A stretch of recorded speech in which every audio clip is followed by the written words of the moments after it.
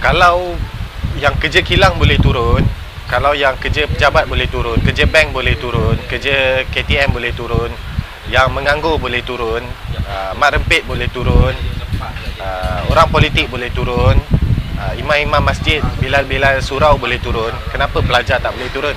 Sama je kan akhirnya. Semua pun sama juga, semua pun rakyat negara ini juga. So saya rasa diskriminasi lah kepada pelajar. Kenapa pelajar, bila bergelar pelajar je tak boleh turun? Diorang pun voter juga, diorang pun ada hak juga. Malah mereka antara yang paling banyak dikekang kan dengan akta. Sebagai warga negara dah ada ISA atau SOSMA sekarang ni, ada akta sultan dan sebagainya. Dan ditambah lagi dengan akta universiti dan sebagainya. Jadi saya rasa golongan pelajar adalah golongan antara yang paling ditekan. Dia dihambat dengan hutang yang jelas-jelas ada hutang kan, dibeban dengan hutang dan sebagainya. Jadi sebagai orang yang ada akal especially dah nama pun student, mestilah ada akal. Takkanlah mereka langsung tak boleh buat apa-apa.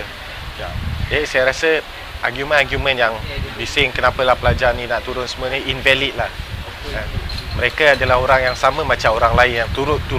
Dan itu adalah hak mereka lah. Saya turun daripada ofis atas nak keluar. Waktu tu nak pergi ke Kuala Pilah, nak cari itik sebenarnya, nak makan. But then tiba-tiba saya kena tangkap lah, dia tahan. So I ask lah, adakah saya ditahan? Ikut hak saya lah. So ya, dia orang bawa saya ke Jinjang. Dan hari pertama hanya tahan 24 jam, tak ada soal siasat, tak ada apa-apa, tak ada ambil statement dan sebagainya. Esok dapat waran, asalnya nak bagi 7 hari tahan, tapi dikurangkan kepada 5 hari. Sepanjang 5 hari tu banyaklah perkara. Antara yang paling membuka mata adalah keadaan tahanan tu sendiri. Ramai, terlalu ramai lah dalam tu. Saya ditahan seorang diri. Saya tak dibenarkan untuk duduk dengan orang lain dalam lokap. Di depan saya asalnya lokap yang pertama, dia tukar lokap. Lokap yang pertama depan saya kebanyakannya adalah mungkin pendatang asing, pendatang asing yang ditangkap. Ada juga satu lokap tu dipenuhi dengan mungkin suspek-suspek jenayah lah. Satu lokap lebih kurang 15 orang, 16 orang atau mungkin up to 20 people jugalah. Kemudian ditukarkan sebab dia rasa tempat tu terlalu ramai orang yang boleh tengok saya. Dia ditukarkan di bawah lebih sunyi. Depan saya pula adalah lokap Juvana, budak-budak bawah umur. Sangat ramai lah. Saya rasa tak kurang 20 orang tahanan bawah umur. So itu yang first impression saya kata, oh inilah realiti orang-orang yang mungkin ditangkap dan sebagainya lah nak tengok suspek-suspek, orang-orang yang buat jenayah dan sebagainya lah. Tapi saya kira mereka pun sama lah. First adalah itulah, hari pertama pun dah dapat kawan lah yang hantar-hantar makanan dan sebagainya kan. Boleh tengok diorang pun sebenarnya taklah teruk sangat. Ada sisi-sisi, bila duduk dalam tu mereka semua je manusia juga, boleh cakap, boleh sembang elok-elok, boleh cerita masalah mereka masing-masing. Yang budak-budak kecil pun selalu datang tegur, ajak-ajak sembang. So which is quite an experience. Banyak yang tertanya kenapa saya duduk dalam sorang-sorang pakai baju oren. Kenapa polis marah kalau cakap dengan saya. So saya cakap saya atas sultan lawan kerajaan. So dia orang tak bagi you dengar suara saya. Macam tu lah lebih kurang. So first day, second day went well. Second day adalah rasa tertekan sikit. Mungkin sebab hari kedua tu saya mula rasa macam mana 24 jam dalam tahanan tu memang sangat lama.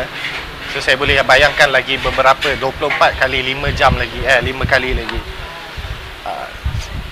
Banyaklah rasa tertekan sekejap sebab saya terfikir bila nak habis. Bukan sebab apa, sebab saya rasa waktu saya ditahan tu banyak perkara kat luar yang saya tak siapkan lagi. Saya terfikir ada rasa macam tu lah. Hari ketiga a bit different lah. Sebab saya dapat bertenang balik dapat cakap dengan pegawai-pegawai penyiasat sebab sebenarnya hari ketiga pegawai penyiasat dah tak ada soalan nak bagi kat saya.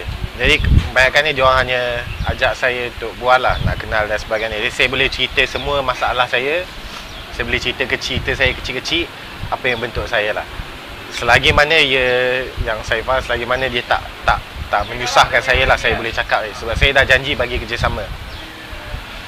So hari ketiga dan malam hari ketiga pun ada bunyi-bunyi kat luar, vuvuzela dan sebagainya. Jadi saya a bit happy lah. Hari keempat sepatutnya saya happy tapi diganggu oleh polis jahat lah, orang kata. Datang hendik-hendik maki-maki hamun. Saya tak ingat lah. Sebenarnya saya tak ingat hari ketiga atau hari empat. So mood a bit down lah. Saya tak dapat tidur satu malam sebenarnya. Sebab saya rasa tak selamat dalam lockup kan. Sebab polis tu datang ke lockup dan dia macam ugut-ugut nak blackout kan lah apa semua kan. It's okay lah. Dia just cakap je lah. Itu saja dia punya provokasi. Saya tak anggap apa-apa. Itu tugas dia. Dan saya pun tak marah dia pun sebenarnya. Akhirnya dilepaskan lah kan. Pada hari kelima lega. Dan hari kelima tu jumpa balik dengan tahanan-tahanan lain dekat mahkamah. Yang bawa-bawa umur pun lalu depan tengok saya dah tunggu bail lah time tu. So it was quite an experience. Banyak lagi lah. Ada beberapa perkara yang lucu. Antara saya diminta tulis karangan untuk polis baca dekat surau. So dia tanya saya belajar apa semua lah. Dan dia cakap, dia tengok video saya, cakap macam pandai je awak buat ucapan kan. Cuba awak buat ucapan, saya nak ucap kat surau. Saya buat lah ucapan kan. Tajuk dia lebih kurang macam transformasi kejiranan, macam tu lah lebih kurang. Paduan antara tetangga. So it's quite funny. Tu dekat dinding, dekat lantai lockup tu adalah tulis nama, tulis apa teori-teori orang kaya orang miskin lah sebagainya. Jadi kalau polis sebenarnya kalau dia nak tahu banyak benda jangan tanya saya, tanya dekat lantai lockup saya tu sebenarnya. Pergi cari sendirilah. Saya banyak tulis kat situ. Guna kuku lah, tak ada pensel, tak ada apa. So banyak benda-benda macam tu lah. So it went well. Tak adalah apa sangat, cuma letih lah. Setiap hari pukul 8 pagi dipanggil masuk bilik tahanan, siasat sampai pukul 6, sampai pukul 6 lebih. Hantar pulang, duduk, diam. Lepas tu nanti datang lagi polis, tanya-tanya dekat luar lockup. Setiap hari kena tanya soalan lah. Ya, hari terakhir, malam terakhir, saya dengar dekat luar bunyi orang chanting. Saya rasa disengaja kan. Bila saya keluar saya tanya macam mana sebelum ni tak ada. Tiba-tiba hari keempat tu dah boleh dengar suara. Cakap sengaja dikuatkan supaya memang boleh dengar. Sebab saya cakap saya boleh dengar vuvuzela. Jadi saya nak dengar suara. So they did it lah. So sebenarnya saya banyak berterima kasih lah pada kawan-kawan, keluarga sendiri yang banyak sabar. Ramai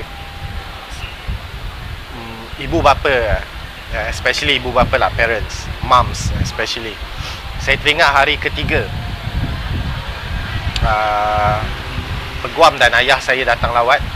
Jadi mereka tunjukkan gambar orang-orang berkumpul kat luar melalui pintu cermin kaca. Dan diorang bawa satu bag tau, penuh dengan surat. Dalam tu maybe dalam 50 to 60 lah, letters. Semua surat daripada jauh lah. Kuching ada, daripada Indonesia ada, semualah. Emails and everything they print out and they showed to me. So during that time lah, for the very first time for the whole 5 days, 6 days actually, that was the only moment where I actually cried lah. Tengok terharu lah sebab ada yang hantar gambar anak dia pegang thank you and everything. So yeah, it's very touching lah. So kalau ingat balik memang banyak perkara yang buatkan kita, dan saya mungkin ramai yang fikir bila masuk dalam keluar akan jadi lebih garang. I think it's not about being garang tau. Sebenarnya bukan sebab keluar. Sebab ada yang tanya apa polis dah buat dekat Adam. Keluar daripada lockup, ditemu bual oleh wartawan ketika itu, saya cakap macam pengawas sekolah, macam tak garang, tak ada nak ugut-ugut dan sebagainya. No. Sebab bila kita masuk dalam tu, dia beri banyak masa sebenarnya untuk kita berfikir. Dan bila kita keluar, actually kita keluar, kita dah well prepared. Kita dah boleh faham balik lah kat mana silap, postmortem diri sendiri balik dan sebagainya lah. So bila keluar tu saya rasa banyak jugalah saya mampu belajar dan susun balik apa yang sepatutnya. It's supposed to be a very long struggle lah kan. Tak perlu kita nak tunjuk macam kita garang sangat lah. Action kita sebenarnya represent apa kita punya expression lah. So it was very good experience. Saya bersyukur lah actually. Saya bersyukur dan saya sangat berterima kasih lah dengan banyak pihak. Saya tak mampu sebut semua actually. Ada dua perkara yang dikenakan atas saya lah. Yang satu Sedition Act, yang satu lagi 124B. Yang 124B tu lebih berat lah sebenarnya. Yang itu kalau campur balik jadi sampai boleh up to more than 20 years lah of prison. But it's okay. Sebenarnya kalau saya nak komen banyak perkara. Sekarang ni zaman moden, zaman social media, and especially budak-budak muda semua ada social media. You tak boleh sekat orang bersuara. Yang you boleh ubah bukan lagi orang, tapi you sendiri. Sebagai kerajaan, you kena dengar orang dan you kena ambil kritikan. You tak boleh nak kata you saja betul, orang lain bila kritik you, dia salah. Sebab bila you kritik orang lain pun, orang tu tak marah you balik. So, it's an ongoing process. Dia sama je. Nah, dalam zaman media sosial macam hari ni, sepatutnya kerajaan dah faham. Budak-budak muda hari ni dia dah tak takut. Sebab bila dia bersuara sikit, ramai lagi akan ikut. Dan dia faham dia tidak sendirian dan dia tak takut. Now, Sedition Act sendiri pun sebenarnya dah tak relevan. 1948 tu long before kemerdekaan, digunakan untuk tahan orang yang tuntut kemerdekaan suatu masa dulu. Which is, bukankah itu sebenarnya pada satu segi Sedition Act ni seolah-olah ni adalah penghinaan terhadap kemerdekaan negara kita sendiri lah. Kalau jadi sebab tu akta seperti Sedition Act, akta seperti akta universiti sendiri yang cuba sekat, kekang dan sebagainya harus dihapuskan. Sebab budak-budak muda dia jangan stop lah diorang. Di mana semua orang sebenarnya sudah pun jadi orang kata inform orang yang bermaklumat. Dia boleh nilai sendirilah. You tak perlu anggap satu-satu ucapan itu adalah membahaya pada you sendiri. Kepentingan politik jangan dijadikan alasan lah untuk sekat orang yang memusuhi kamu secara politik juga. Dan saya harapkan kebebasan tidak perlu disekat lah.